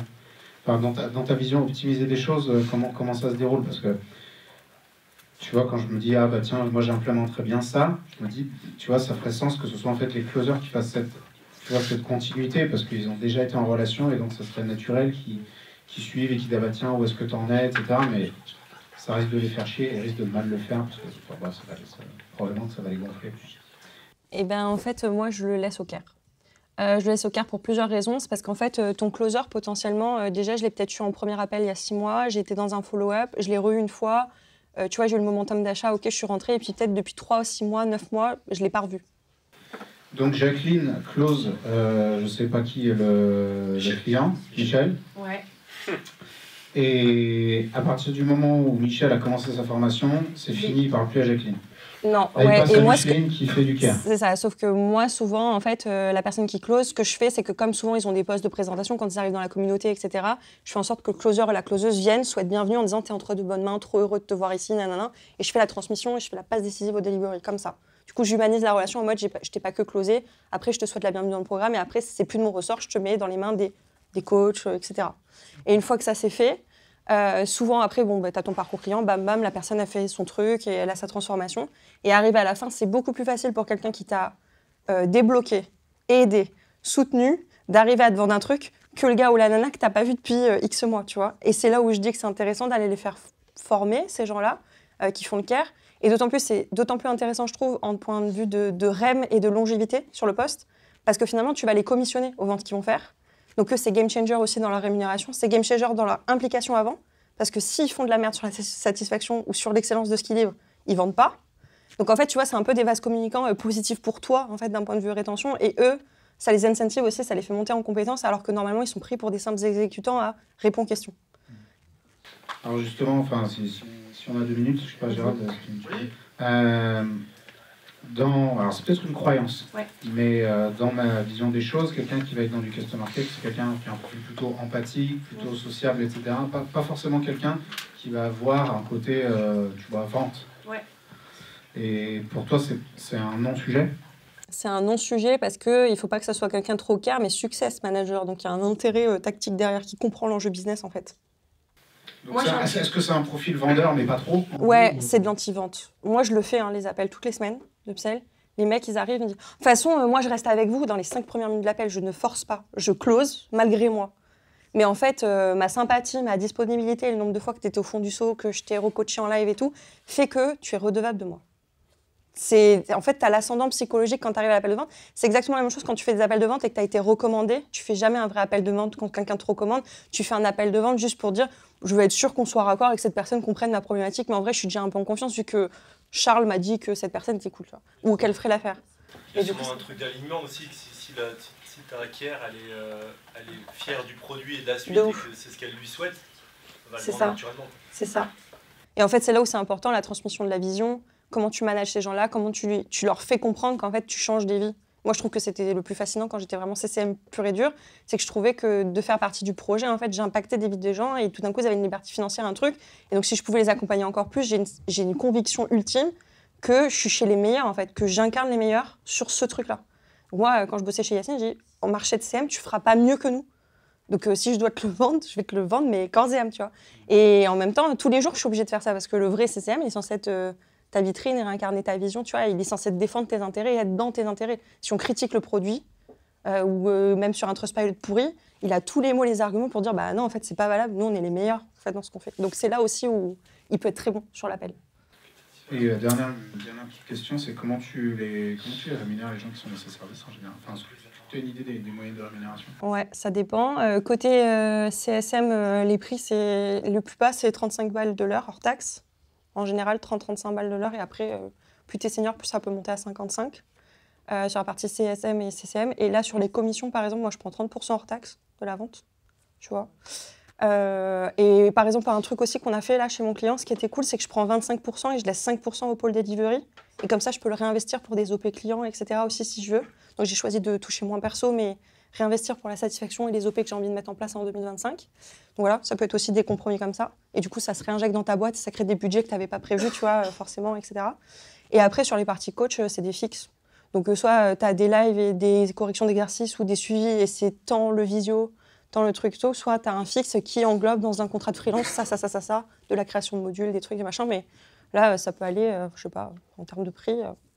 ça va dépendre en fait, du volume. Sur l'individuel, tu peux faire 50 à 100, 150 balles en fonction si c'est un live ou pas, le temps que ça lui demande et tout. Jusqu'à des fixes où ça peut être entre 1200 et 2000 balles le mois en fonction de la masse de clients, etc. quoi. En tout cas, c'est ce que je vois le plus quoi, en termes de tarifs. Voilà, merci beaucoup. De rien. Du coup, pour continuer sur cette idée de CSM et de 35 € de l'heure, selon toi, c'est quoi un petit peu les tâches d'un CSM sur lesquelles on peut recruter quelqu'un ? Alors, tu as plusieurs choses. Encore une fois, tu peux le scinder en deux, back-office, front-office. Front-office, ça va être toute la partie relation client, donc modération des messages, email, MP, plateforme d'e-learning, plateforme communautaire si tu en as une, enfin voilà, peu importe.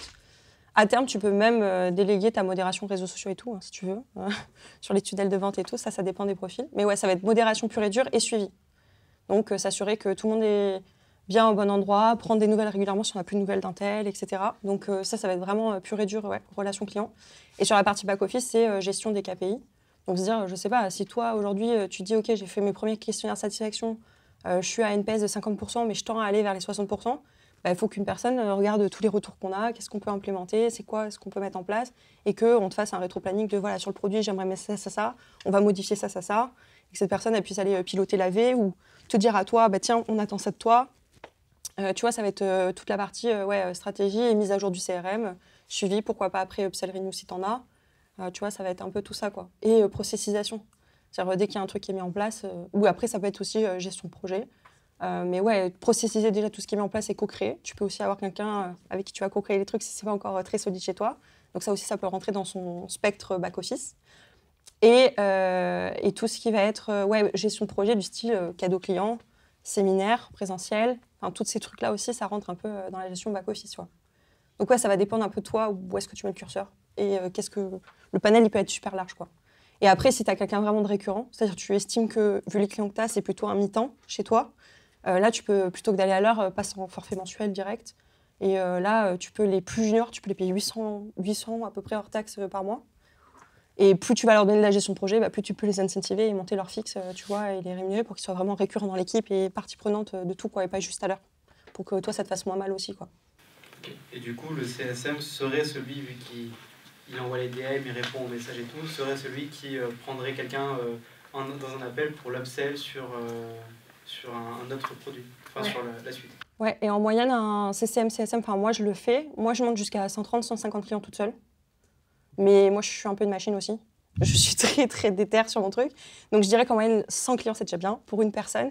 Et après, l'objectif de cette personne-là, une fois qu'elle a la vision et tout, c'est qu'elle recrute ses CCM en dessous, qui, eux, vont s'occuper vraiment que du front, et elle gardera que le back et le management de l'équipe. Et du coup, ça la fait monter en compétence, tu vois. Parce qu'à un moment donné, tu peux plus tout faire et tu prends la croissance en pleine tronche et c'est compliqué de délivrer de la qualité tout le temps, en plus du back-office. Mais oui, en gros, ça peut être à peu près tes jauges aussi, de savoir un peu ce qui est gérable. Mais pour ça, il faut un super système et des automatisations. Enfin, il faut être ultra carré dans l'approche de la relation client. Oui, parce que aussi, quand tu dis 100, c'est 50 clients, si par exemple, tu parlais de ceux qui ghostent, etc., ils sont compris dans ces 150 clients? Ouais, tout compris. Mais après, moi, les gens qui ghostent et qui viennent pas, sur les 150, j'en ai peut-être 20. Hein. Ah ouais. Ouais, je les engage beaucoup. Je les try hard pour qu'ils restent, en fait. Donc, du coup, oui, ça reste quand même très minime. C'est rare, les gens qui se désengagent. En tout cas, même dans le retour d'expérience qu'on a avec Yacine, on n'a pas beaucoup de gens qui payent sans venir, tu vois, ou qui disparaissent des radars, quoi. Je finis juste avec ma dernière question, du coup. Il aura réussi quand même à aller passer ces questions. C'était du coup, toujours par rapport à l'upsell. Comment tu fais pour faire un upsell à quelqu'un qui, par exemple, n'a pas réussi? Est-ce que c'est logique sur quelqu'un qui, après 3 mois, 6 mois dans l'accompagnement, mettons dans le Make Money, du coup, a fait 5 000 €, du coup, l'upsell sur un autre truc, c'est facile. Mais quelqu'un qui, après 3-4 mois, il est là, il est content, il suit toujours les coachings, mais il est toujours au même stade, où il n'a pas trop avancé. Comment tu fais? Redéfinis ta notion de la réussite aussi. Ouais, c'est ce que je vais dire, je définis dans l'appel la notion de la réussite. Moi, j'ai beaucoup de gens qui viennent et disent d'un point de vue mindset, qu'est-ce que j'ai grandi grâce à vous? Et les gars, sur la promesse de vente, ils ne cochent aucune case de ce qu'on voulait qu'ils fassent. Et en fait, tu te dis, OK, il y a un truc que j'ai pas aperçu quand je l'ai accompagné. Et du coup, en fait, là, je base plus sur soit de l'abonnement, du renew, parce qu'en fait, il a encore besoin du même programme et du même produit, mais il a passé des steps qui sont invisibles pour toi ou que toi, tu es tellement au niveau d'après que tu te rends même plus compte peut-être ce que c'était de commencer à ce stade-là où il partait de plus loin que les autres. Et donc, en fait, là où toi, tu te dis, c'est peut-être la frustration de finalement, c'était pas du tout ce que j'ai vendu, enfin, c'est pas la transformation que je voulais pour lui, mais lui ou elle le vit vraiment comme une transformation. Donc, du coup, là, tu peux trouver l'entre-deux, de dire, OK, si tu as décidé de rester, ça peut être un prix préférentiel pour rester dans la communauté, continuer d'avoir accès au truc et tout. Et là, tu fais un peu un downsell du best-seller quelque part, mais c'est un peu l'idée, tu vois. Et après, tu pourras le passer dans l'upsell, et lui, en fait, elle a juste besoin un peu plus de temps. Et là, peut-être qu'elle va arriver au fameux 5K, et là, tu pourras la passer en upsell, et du coup, tu rallonges ta lifetime value, en fait, parce que finalement, au lieu de rester 2 ans, elle va rester 3 ans. Mais ça, c'est pas grave, toi, tu n'es pas garant de ça du moment qu'elle est contente, la personne. Tu peux la garder de ce point de vue-là. C'est quoi pour toi un bon suivi client? C'est une bonne question. Le bon suivi client, c'est je dirais que c'est... Ouais, je dirais c'est le sens du détail et l'individualité, le côté un peu individuel. C'est-à-dire que si à partir du moment où tu sais que étape 1 c'est ça, étape 2 c'est ça, étape 3 c'est ça dans ton parcours, c'est à chaque étape avoir un point d'ancrage. Et si par exemple, toi, tu accompagnes les gens sur 3 mois, le but, c'est que limite, toutes les 2 à 3 semaines, ils aient tout le temps des nouvelles de toi ou quelqu'un de ton équipe qui les contacte pour savoir comment ça se passe. Est-ce qu'ils ont avancé? Est-ce qu'ils sont bien là? Est-ce qu'ils ont des questions? Et tout ça, je le systématise. En fait, moi, dans mon CRM, j'ai 2 choses qui peuvent vous aider. La première, c'est le nombre d'avancées en jour. Donc, si je vois un truc sur 90 jours, à chaque jour de la personne, ça m'enclenche des notifs et je sais que je vais prendre contact avec elle. Donc, peu importe quand est-ce qu'elle est closée, si je suis en evergreen, au moins, ça ne me pose pas de souci de charge mentale de savoir qui en est où. Donc ça, je dirais que c'est la base de ta vraie relation client, elle va partir de là. Et la deuxième chose que je mets en place, c'est les feux. Feu vert, feu orange, feu rouge. Et en fonction de la note qu'ils me mettent sur 10, ils passent au feu rouge, ils passent au feu orange ou ils passent au feu vert. Et si je les accompagne sur 3 mois, je vais demander à la fin du premier mois, fin du deuxième mois, fin du troisième mois, qu'est-ce qu'ils ont pensé de mon programme. Et du coup, si par exemple, tu arrives à la fin du premier mois et tu me dis, franchement, l'onboarding, c'était pas très clair, je suis pas très content, le coach qu'on m'a donné, il n'a pas vraiment le temps, l'autre jour, il a fini l'appel 10 minutes avant la fin, et qu'il me met 6 sur 10, j'ai 2 mois pour changer la satisfaction, tu vois, je suis en contact de sa frustration, et moi, j'ai la notif de, il est passé au feu rouge, ok, qu'est-ce qu'il m'a dit dans le questionnaire, bam, je lui envoie un MP, limite, des fois, je fais un peu de social, je l'appelle 10 minutes, la personne, elle redescend, elle est repartie, tu vois.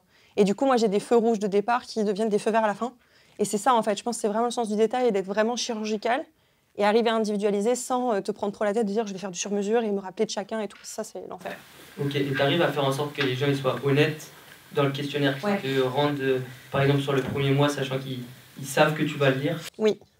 Ouais, parce qu'en fait, la manière dont moi je le présente, c'est j'ai envie de faire mieux. Je suis consciente que là, en fait, on a fait un premier truc, on l'a pensé au mieux, mais qu'est-ce que tu penses qu'on pourrait faire en mieux ou qu'est-ce qui te manque? Et donc, en fait, c'est dans le sens de laisse-moi t'aider encore plus que ce que je t'ai promis de t'aider, tu vois. Et du coup, je le fais pas en mode rendez-nous des comptes ou, tu vois, il y a une manière de le tourner.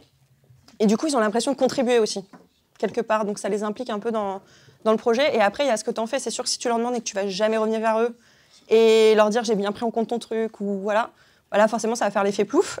Et donc, les 2 autres, ils vont peut-être le bâcler, te mettre des slash et pas répondre aux commentaires.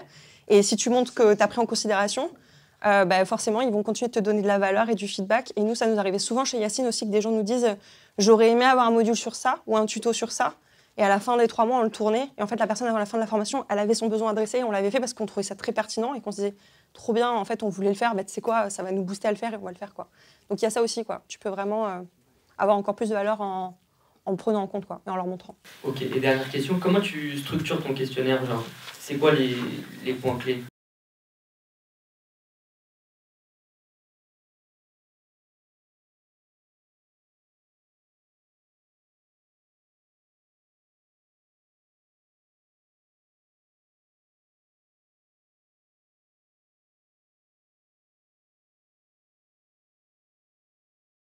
Verte, c'est vraiment, il faut que tu sois le plus méthodique. Et après, c'est qu'est-ce que tu veux analyser. Par exemple, dans la formation, moi, ce que je vais analyser, c'est le premier mois, c'est l'onboarding. Est-ce que l'appel de vente s'est bien passé? Est-ce que l'intégration aux outils s'est bien passée? Est-ce que la connexion, les premiers modules te plaisent? Est-ce que? Et par exemple, sur la fin, ça va être est-ce que tu étais content des coachs? Quel coach tu as eu? Sur 10, combien tu l'évalues dans ces one-to-one? Combien tu évalues les masterclass? Combien tu évalues les modules? Puisque tu es censé avoir tout vu, tu vois. Donc après, c'est aussi la différenciation des questions de qu'est-ce que tu as besoin de savoir pour améliorer derrière et en fonction de ce que tu vends et ce qui est important pour toi, quoi. Et tu peux aussi recenser toutes les datas de c'est quoi ton CA en arrivant, combien de clients tu as aujourd'hui en me rejoignant, et à la fin, faire des comparaisons. Moi, j'ai des fiches clients où j'ai carrément l'évolution du CA de la personne, parce que là, par exemple, chez Sam et Céline, dont je vous parlais, on les a sur 1 an. Donc, tu as des OBM, c'est des nanas, c'est des AV, elles arrivent à gagner 1000 balles par mois, et au bout d'1 an, elles gagnent 5000. Donc, en fait, on voit toute l'évolution chaque mois, etc. Et on leur envoie des questionnaires tous les 2 mois. Et tu vois, on a ça aussi. Donc, après, ça dépend le degré de détail, ce que tu as besoin de toi, en fonction de ce que tu vends. Moi, je me base sans arrêt sur le fait que je trouve que mes clients mettent trop de temps sur la conception du produit avant de lancer, et à tous les niveaux, hein, même ici. Pourtant, ici, normalement, c'est la crème de la crème, mais je trouve qu'on passe quand même trop de temps dans la conception. Donc, à quel moment on met tout ça en œuvre? Parce qu'on est tous d'accord que c'est ultra important, mais à quel moment on le met en œuvre? À quel moment on cherche cette perfection, du coup? Parce que tu parlais de perfection, fait, parfait, etc. Donc, c'est quoi le pivot? Moi, je dis que souvent, tant que tu n'es pas passé à la pub, en fait, tant que tu n'as pas un CA et un marketing prédictible, ne le fais pas. En fait, moi, je trouve que c'est un peu la phase. Et à un moment donné, il faut prendre le couteau, y aller, tester l'offre, rentrer des clients, être un peu dans le chaos, se violenter, voir ce qui marche pas, etc. Et c'est pas grave d'avoir des clients pas très satisfaits. De toute façon, vous êtes en bêta test, vous êtes là pour faire le truc, le livrer, une première version. Donc là-dessus, j'ai envie de dire, il n'y a pas beaucoup d'impact. Par contre, le moment où tu passes à la pub et tu commences à dire, OK, là, en fait, j'ai la machine, et tu commences à avoir l'appréhension de te dire, Si j'en accueille plus, est-ce que je les livre? Est-ce que j'y arrive? Quand là, tu commences à avoir ce point d'interrogation. Ouais, la question du 10x, quoi. Ouais. Comment ma boîte elle se comporte quand je 10x tous mes chiffres Exactement. Et en fait, du coup, c'est exactement ça. Donc, soit là, tu te dis, j'ai le temps et la ressource pour prendre quelqu'un qui va m'aider à structurer from scratch, ou soit tu as vécu une croissance que tu n'as pas pu anticiper. Tout d'un coup, ça te tombe dessus. Et à ce moment-là, tu prends quelqu'un qui vient de gérer ton chaos, parce que là, tu es vraiment dans le chaos du delivery pour le coup, et tu es les mains dedans, donc tu n'as pas d'autre choix, quoi. Et ouais, je dirais que c'est un peu ces deux indicateurs. Merci beaucoup. Moi, c'est un peu pour faire suite à ce que tu dis et à ta question. Au début, quand je l'ai fait, je suis passé directement à 50 clients avec la publicité. Et en fait, je donnais l'illusion de le faire, en fait. Donc j'ai mis une personne, en fait, elle était là, elle gérait la merde, mais il n'y avait aucun KPI, il n'y avait rien de problème, en fait, c'est juste tu gères les galères. Et c'est ça le problème, c'est souvent, toi justement, tu as anti-bullshité ton truc. Parce qu'en fait, tous les gens qui parlent, qui nous font ce genre d'intervention-là, très souvent, c'est des conseils, enfin, tu te dis, c'est un machin. Là, tu as rendu le truc ultra applicable et justement sans bullshit, quoi. Ouais, parce que je pense que c'est vraiment game changer en plus dans le business. Enfin, moi, j'ai la conviction de ce truc-là, on le laisse de côté, mais ça peut vraiment nous aider. Donc, en fait, il y a tout un intérêt à le structurer et, tu vois, aller le mettre en place, ouais, carrément. Et du coup, Nolwenn, c'était quoi le déclencheur, toi, pour le faire mieux, du coup? Ou le faire, enfin, justement... Ce qu'elle a dit, c'est du prédictible, en fait. Ouais. C'est prédictible, et en fait, je me suis rendu compte que, ok, j'ai des rentrées, j'ai beaucoup de clients, je peux pas me permettre de perdre ces clients-là ou qu'il y ait des mauvaises notes. Du coup, bah, ok, on va cadrer ça, comme on peut faire pour améliorer. Et au fur et à mesure, en fait, en l'espace de 2 ans, on est passé de aucun témoignage sur Trustpilot à quasiment 250 témoignages, 4,8. Et ça, c'est tous les jours après qui. Il faut juste partir du principe que bah, c'est carrément mieux, encore une fois, c'est mieux mauvais que parfait. Il vaut mieux avoir une personne qui prend le téléphone, qui téléphone tout le temps, et c'est son taf. Et elle assure au moins les plaintes aussi des clientes. Et surtout, on est dans l'anticipation. On n'est pas dans l'attente de la plainte, on va provoquer la plainte s'il y en a une. Et ça change tout, en fait, dans la relation client. C'est plus la cliente qui vient vers toi avec j'ai un problème, c'est oui bonjour, comment ça s'est passé? Et là en fait elle va se dire ah bah très bien passé, bon c'est vrai que moi elle est gentille hein, mais j'ai eu un souci, ah bah ok non. Donc en fait elle protège même la formatrice au final la élève. Donc voilà.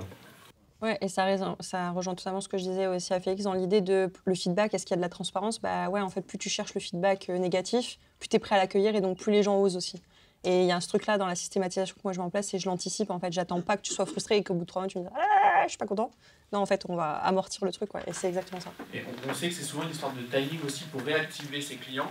Et sur 2 appels à l'action, qui est le témoignage et l'upsell, pour toi, c'est quoi les bons moments pour demander un bon témoignage, vraiment le moment opportun? Et c'est comme moi, je demande les feedbacks toujours après le repas. Parce que je sais que c'est un pain point qu'on a eu. Donc, c'est des feedbacks. En fait, c'est pas des feedbacks marketing que je veux, parce que je les publie pas. Mais je sais que c'était un pain point qu'on a eu, on n'arrivait pas à trouver des restos qui nous plaisaient. Et donc je le posais là parce que c'est là où je voulais les trucs les plus sévères. Et donc, mais c'est un vrai feedback sincère pour améliorer le truc. C'était pas un feedback marketing. Là, je parle vraiment d'avoir un témoignage ou un feedback marketing et faire un upsell de thème. Tu as plusieurs niveaux de témoignage. Déjà, tu as le témoignage spontané, c'est-à-dire est-ce que sur ta plateforme de tous les jours où tu réponds aux questions, est-ce qu'il y a déjà des gens qui sont trop canon, je viens de voir ce module-là, nanana. Merci encore à Cassandra pour le coaching qu'on vient d'avoir. Déjà, ça, c'est du feedback. Ça te montre que l'équipe est en place, que ce que tu as délivré, c'est de la qualité. Donc moi, ça, je screen toutes les semaines et je l'envoie au marketing pour les pubs, les ads, etc. et les comptes réseaux sociaux. Donc ça, c'est le premier levier. Deuxième levier, c'est la personne, elle commence à avoir une transformation. Par exemple, là, chez mes clients, Sam et Céline, en 6 semaines, on leur dit « trouve ton premier client ». Il y en a qui performent ça, il y en a qui surperforment ça. Là, on a une nana, en 4 semaines, elle a fait 7 700 € de chiffre d'affaires. C'est un ovni. Clairement, je lui envoie un Trustpilot direct. Je ne cherche pas parce qu'elle n'a pas de recul. Donc, elle, faire une vidéo témoignage, elle ne va pas se sentir légitime parce qu'elle vient de signer ses premiers clients, elle n'a pas livré. Donc, clairement, je ne peux pas lui demander ça. Par contre, je peux lui demander du Trustpilot et du quantitatif parce que j'ai une transformation qui est déjà très, très belle. Donc, ça, c'est de l'analyse permanente sur ce qui se passe dans la communauté, comment ils nous partagent leurs résultats et tout via les questionnaires.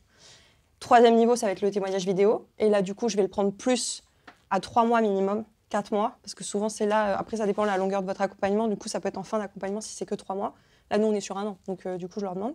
Donc voilà, ça peut être vraiment la base. Et parce que du coup, ils se sentent légitimes, ils sont vraiment passés à l'action, ils ont vraiment transformé, ils sont super contents et ils ont déjà fait le Trustpilot, donc ils sont ambassadeurs. Tout ça, tous les gens qui sont tout le temps envoyés en vert là dans les questionnaires, c'est les bonnes personnes à prendre en vidéo témoignage. Et quatrième levier, c'est le study case ou le podcast, peu importe ce que vous avez comme média. Et là, moi, je le fais souvent à plus 6 mois après la fin, en fait, pour voir qu'est-ce qu'ils deviennent. Du coup, c'est dans mon offboarding, je maintiens le lien, je prends de leurs nouvelles. Mes A-players, en fait, ont super bien performé. Je vais aller nurturer, je vais les suivre sur les réseaux, je vais voir un petit peu s'ils continuent d'évoluer. Et là, du coup, eux, c'est leur avantage aussi parce que ça crée l'autorité sur leur marché. Ils sont contents de parler de ce qu'ils ont fait, etc. Donc, ouais, je vais avoir différents leviers en fonction de l'avancée du client. Et pour l'upsell, souvent, je le fais à 1 mois avant la fin. le call. Enfin, j'envoie l'agenda, je dis salut, on va faire un bilan de fin, comment tu te sens? Bah oui, ça me ferait plaisir de t'avoir en dehors des lives collectifs. Et là, je l'enclenche, comme ça je peux faire un système de relance jusqu'à la fin et relancer sur contrat, etc. si besoin. Ouais, moi ma question c'est vraiment dans la continuité de ça. En gros, moi je suis en train de lancer un accompagnement, donc j'ai des premiers testeurs et tout qui sont là depuis 3-4 semaines dedans. Et je me demande dans quelle mesure, au lieu d'attendre qu'ils aient fini, moi plus 6 et compagnie, pour faire des gros témoignages, est-ce que même des gens early, bah là du coup ce que je comprends c'est que toi tu fais plutôt des Trustpilot du coup, mais comment tu leur demandes quoi dedans s'ils n'ont pas encore eu la transformation mais qu'ils sont déjà contents en gros? Oui, c'est clair. Après, ça dépend qu'est-ce que tu veux sur ton Trustpilot. Moi, par exemple, j'ai des clients chez qui j'arrive, leur Trustpilot, c'est génial, ils sont trop gentils. Ouais. C'est contre-productif, je trouve, parce qu'en fait, ça ne montre pas la transfo que tu as vendue, tu vois, c'est pas lié à la promesse de vente. Donc, ça va dépendre. Soit tu arrives à cadrer la trame en disant, bah voilà, je trouve que tu as réussi à faire ça, tu as eu des super déblocages entre ton premier live et maintenant, et du coup, tu t'orientes en disant, je pense que si des gens hésitent à passer à l'action et se demandent si le programme est fait pour eux, je pense que ton témoignage pourrait servir à d'autres gens à sauter le pas. Du coup, moi, j'induis un peu le truc, tu vois, en disant, tu m'as inspiré, et du coup, inspire les autres. Il y a un peu ce truc-là, et du coup, je suis pas tournée résultat, mais je suis tournée résultat humain, mindset, et donc ça, les 3/4, enfin, selon vos avatars, les 3/4 des gens ont besoin de ça. Donc forcément, ça va leur parler. Et ouais, si tu es au début, ça peut être un bon biais pour déjà créer en fait, ton autorité, avoir un Trustpilot qui est plutôt quali avec des bonnes notes, pour après capitaliser plus sur la partie vidéo et commencer à l'avoir dans un deuxième temps. Ouais. Ok, propose, merci. Il n'y a jamais autant de questions. Écoutez, merci. Je pense que je vais te gratter un office hour pour la prochaine rencontre. Ah, on ne chôme pas ici. Déjà, merci pour la présentation, c'était super intéressant. Moi, la question, c'est pour plus si on était sur du mass market, sur un petit produit, un produit à 600, 700 euros, où on a 400, 500, même 600 clients par mois. Comment tu te rends J'ai essayé de le comprendre. Parce que j'ai l'impression, c'est ce que tu proposes sur un produit à étiquette ou un produit où tu vas avoir un suivi à taille humaine avec des coachings individuels. Et, je suis complètement en phase. Maintenant, j'essaie de transposer ça sur un produit plus mass market. Par exemple, moi, ce que j'ai mis en place, c'est que chaque client qui achète, il a un appel de bienvenue, il a un appel à 15 jours. Aujourd'hui, on a 1100 avis Trustpilot avec 4,9 ou des choses comme ça. Mais j'ai pas réussi à rentrer, parce que j'ai beaucoup travaillé sur ce sujet-là, du moins pas assez bien, je pense. Mais comment toi, tu verrais ce que toi tu fais sur des produits à étiquette à petite échelle pour le transposer sur un produit où on a beaucoup plus de monde et forcément aussi le prix d'achat est beaucoup plus bas, donc l'accompagnement ne peut pas être aussi individualisé. Ouais, c'est une excellente question. En fait, je mets pas la même exigence. Ouais, j'allais dire, je mets pas du tout la même exigence parce qu'en effet, tu vends pas le même prix. Donc j'avoue que je me suis pas retrouvée dans ce cas de figure, mais je pense que ta démarche est la bonne. C'est-à-dire déjà d'avoir humanisé avec 2 calls, c'est déjà énorme sur des prix comme ça, parce que la plupart des gens ne le font pas. Après, c'est toujours la notion de temps de réaction et de questions. C'est-à-dire que sur la plateforme ou le produit auquel ils ont accès, s'il y a des questions, c'est qui est garant de ces questions-là et qui répond en 24 heures. Ça, c'est l'objectif premier. Donc ça, tu le fais forcément si tu as mis les appels, je pense que c'est déjà ta logique. Et le plus dur, je trouve, quand il y a des accompagnements comme ça, c'est plus le suivi et témoignage de est-ce que ça t'a servi, est-ce que ça n'a pas servi. Donc ça va être beaucoup de sollicitations, soit email, soit appel. Parce que tu n'as pas d'autre choix que d'avoir les gens en fait, en direct. Mais je dirais qu'à part ce que tu as déjà fait, j'aurais pas mieux fait. Parce qu'après, le but, c'est pas non plus que ça se crame en termes de coûts et d'investissement, alors que, en effet, comme tu dis, c'est des petits produits. Donc, c'est pas l'objectif de surstaffer ou de mettre trop d'humains, quoi. Donc, clairement, tu as eu la bonne approche. J'aurais pas forcément fait mieux. Juste une question, moi, c'était juste par rapport à Trustpilot. C'est quoi la valeur de ça? C'est purement dire, c'est comme quand tu vas sur la fourchette. Et que tu dis, est-ce que le retour des gens, ça vaut quelque chose ou pas pour me donner un avis de prendre le resto? C'est un peu la même chose. C'est vraiment de la preuve sociale pure et dure et c'est pour être autoritaire sur ton marché. Et c'est parce que les clients, eux, regardent. Et ça, justement, au niveau des clients, il y a une grande importance peut-être Oui. pour, à partir du moment où tu as du volume, un peu comme moi-même. C'est ça. En fait, nous, chez Yacine, il y a beaucoup de gens qui disent « J'ai vu votre Trustpilot, ça m'a rassuré ». en fait, de voir d'autres gens, parce qu'en fait, c'est des vrais gens qui te disent j'ai vraiment fait le truc et c'est pas de l'arnaque. Et je pense qu'Internet, des fois, tu as un peu ce truc, surtout sur le marché de la formation, tu as un peu ce truc de est-ce qu'ils vendent pas un peu du rêve? J'ai vu la pub, ça paraît trop beau pour être vrai. Et quelque part, le fait que ça soit tes clients qui parlent de toi, je pense que ça génère ce truc-là et eux, ça les rassure dans leur momentum d'achat, dire j'ai fait le bon choix ou je peux faire ce choix, tu vois. Ouais. Donc tu fais plus pour les clients que pour toi, au final. Le petit truc sur Trustpilot, moi j'ai Trustpilot et Google Avis, les avis Google, et là je renvoie plus sur les Google Avis que Trustpilot parce que j'en avais beaucoup d'un côté et pas assez. J'en ai à peu près 1100 d'un côté et 800 maintenant de l'autre.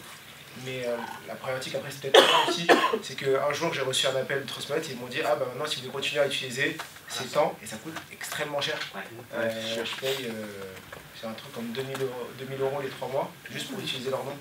Et en vrai, ils te laissent faire, et à un moment, parce que en vrai, ils te laissent faire, on prend des avis, toi tu vas mettre un screenshot sur une page, et un jour j'ai reçu un appel en disant vous mettez un screenshot, vous n'avez pas le droit, ça vous n'avez pas le droit, vous n'avez pas le droit, vous n'avez pas le droit.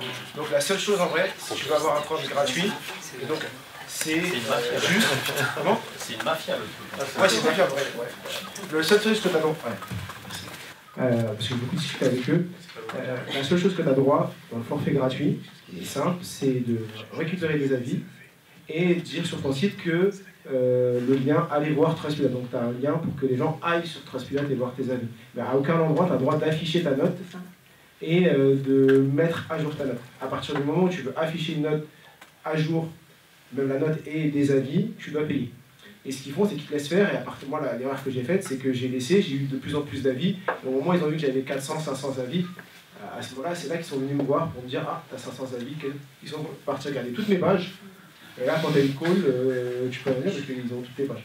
Donc j'y suis allé. Alors, ils te vendent plein de marketing. En disant, tu peux faire ça, tu peux mettre des trucs, tu peux faire ça. J'ai tout testé, ça m'a servi à rien. Moi, c'est mon avis personnel. Et c'est vrai qu'aujourd'hui, je vais sur les avis Google en me disant je vais essayer d'en avoir un max de ce côté et un jour je leur dirai c'est bon, j'arrête de payer. Et, tu mettrais un mauvais avis. Est-ce que c'est illégal C'est illégal de mettre un screen de tes avis Trustpilot sur ton site? Non, c'est illégal. Ouais, t'es obligé de payer API et l'intégrer à ton site et tout. Leur nom, Même dans les pubs, tu peux venir.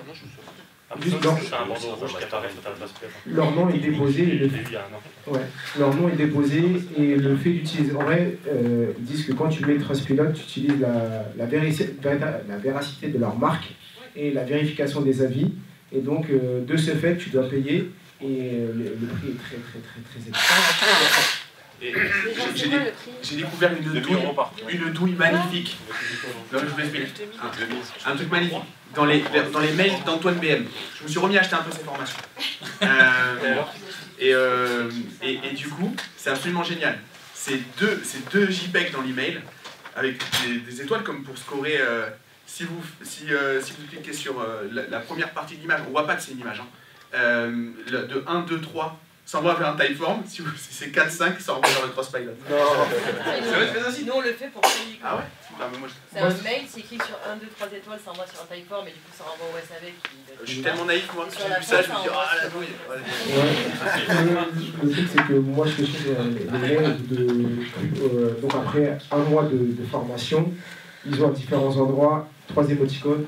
Et donc pas content, médium et content, et le content renvoie sur un Trustpilot et les deux autres renvoient effectivement sur un Typeform pour récupérer un max d'avis et les SAV. Donc ça aussi, ça se fait. C'est sur les avis, c'est pour ça.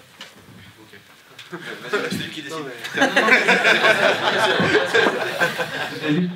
C'est pour revenir sur ce que tu as dit pour Trustpilot. Nous on avait regardé Trustpilot et du coup on est sur TrustIndex. Et du coup, ça récolte tous les avis de Google et ça les met. On peut mettre du coup la fiche sur notre site, le machin et tout, et ça nous coûte 200 balles par année. Donc jamais ça vous permet d'avoir plein d'avis sur Google et ça coûte rien. Et comme ça, vous pouvez mettre des screenshots partout et ils s'en foutent. Okay. Merci Norman. Louis. Après, elle débauche, hein. D'ailleurs, si vous avez des contacts pour supprimer les avis d'étoiles sur Trustpilot. Daniel, à 2-3. Heureusement qu'il n'y a pas William, il aurait fait des blagues. Moi, c'était une question très bête, c'était sur les KPI. C'est quoi les métriques que tu utilises? Ça va être lifetime value, NPS, taux de rétention. Basiquement, c'est plutôt ça. Après, ça dépend aussi si j'ai des enjeux CA aussi, panier moyen, tu vois, des choses comme ça. Mais ouais, c'est les 4-5 qui reviennent souvent, quoi. Parce qu'à la fois, c'est pas les plus pertinents pour traquer, on va dire, au jour le jour, si les CSM, par exemple, ils font bien leur travail ou s'ils avancent bien. Non, après, alors, les CSM au jour le jour, moi, c'est plutôt au mois le mois. Dans le sens où je vais faire vraiment mission card de qu'est-ce que j'attends d'eux, sur 10 combien s'évalue dans chaque catégorie de ce que j'attends d'eux, sur la gestion des projets. Et après, je le demande dans les questionnaires clients, moi. Sur 10, combien t'estimes la qualité et délai de réponse qui t'ont été attribués à tes questions ou des choses comme ça. Et du coup, je fais des moyennes de notes sur 10. Donc du coup, en fait, ils sont notés par les clients, donc c'est factuel. Et du coup, je dis, OK, moi, je veux que tu sois à 9 sur 10. Donc si tu as 8 sur 10, on a un problème. Donc qu'est-ce qu'on fait pour que tu ailles à 9 sur 10 ? Et après, moi, je passe en revue la modération tous les jours. Je regarde et s'il n'y a pas la qualité, la structure. Enfin, moi, j'ai une façon de former très bête et méchante, mais qui fait que ça marche et qui fait que tu seras toujours dans l'excellence de ta réponse. Mais du coup, je le passe en revue et je dis pourquoi j'aurais pas répondu comme ça ou pourquoi j'aurais pas fait ci. Et en fait, c'est au début, en tout cas, c'est beaucoup de feedback pour que ça atteigne l'exigence que je veux, moi, dans le programme, tu vois. Donc, ça va être ça, en fait. Il y a un peu de shadowing au jour le jour au démarrage. Et après, c'est mensuel, on fait le point, on voit, on passe en revue, on voit le retour des clients. Et on ajuste. Et après, ouais, les KPI que je t'ai donnés, c'était plus sur le pôle en général, mais pas forcément management. Et les coachs, c'est la même chose. Les coachs, c'est combien tu es noté par tes clients, si tu as de l'individuel ou du collectif, comment tu es noté sur tes lives. Voilà, on fait le topo, comment tu animes tes lives. Je fais 2-3 écoutes de live, 2-3 écoutes de tes appels. Je te donne tu vois, comme un closer, je te donne tes trucs et je veux que tu ailles mieux faire, quoi. En gros, c'est ça. Merci beaucoup, Marine. Merci à vous, c'était trop cool.